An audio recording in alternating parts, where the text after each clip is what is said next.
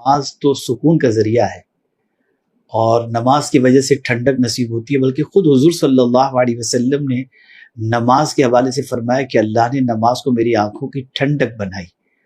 تو نماز سے تو آنکھوں کو ٹھنڈک ملتی ہے، نماز سے دل کو ٹھنڈک ملتی ہے، لیکن سائل کا یہ کہنا تھا کہ نماز پڑھنے کے باوجود بھی بے قراری اور اضطراب رہتا ہے، تو حضرت اس کی کیا وجہ ہے اور نماز میں سکون کیسے ملے اور نماز جو ہے وہ دل کی ٹھنڈک کا ذریعہ کیسے بنے؟ سوال بڑا عجیب تھا، لیکن مجھے اتفاق سے ایک بڑی پیاری بات سمجھ میں آئی۔ وہ یہ ہے کہ دیکھیے، ایئر کنڈیشن کا کام ہوتا ہے ٹھنڈک پہنچانا۔ میں ابھی 2-3 روز پہلے جو ہے ہبلی گیا ہوا تھا، تو وہاں سلسلے سے وابستہ ایک سی اے ہیں ربانی کر کے، تو ان کی نئی گاڑی کے اندر ہم بیٹھے ہوئے تھے۔ تو گاڑی میں بیٹھنے کے بعد مجھے کچھ گرمی سے زیادہ محسوس ہو رہی تھی، تو میں نے کہا یار تھوڑا سا اے سی جو ہے اسے فاسٹ کریں اور اے سی جو ہے وہ آن کریں۔ تو انہوں نے اے سی آن بھی کیا اور تھوڑا سا فاسٹ بھی کیا، پھر بھی مجھے کولنگ محسوس نہیں ہو رہی تھی۔ تو خیال آیا کہ شاید پیچھے بیٹھے ہوئے والوں نے ونڈو اپنی کھلی رکھتی ہے،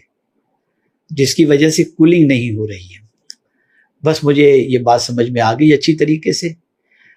کہ کولنگ جو ہے، ایئر کنڈیشن کا کام تو ٹھنڈک پہنچانا ہے، لیکن ٹھنڈک اس وقت پہنچے گی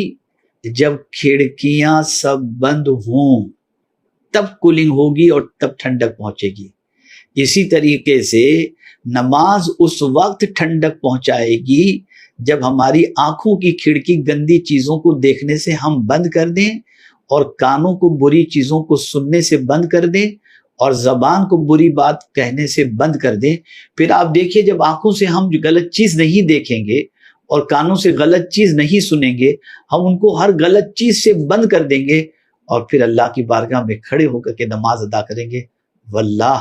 نماز میں وہ سکون ملے گا کہ آپ کے قلب کو قرار اور قرار ہی کی دولت نصیب ہو جائے گی۔ تو ہمیں چاہیے کہ ہم اپنی نماز کے ذریعے اگر سکون حاصل کرنا چاہتے ہیں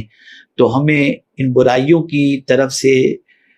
جو کھڑکیاں کھلی ہوئی ہیں کہ ہم آنکھوں کے ذریعے، کانوں کے ذریعے، زبان کے ذریعے جو برائیاں کرتے ہیں، ان برائیوں کو بند کر دیں، نماز اللہ کی بارگاہ کے اندر ہم ادا کریں۔ انشاءاللہ العظیم پھر آپ دیکھیے گا یہی نماز ہمارے قلب ہی نہیں بلکہ قبر کے لیے بھی ٹھنڈک کا سامان اللہ عز و جل بنا دے گا۔ اللہ تعالیٰ مجھے آپ کو سب کو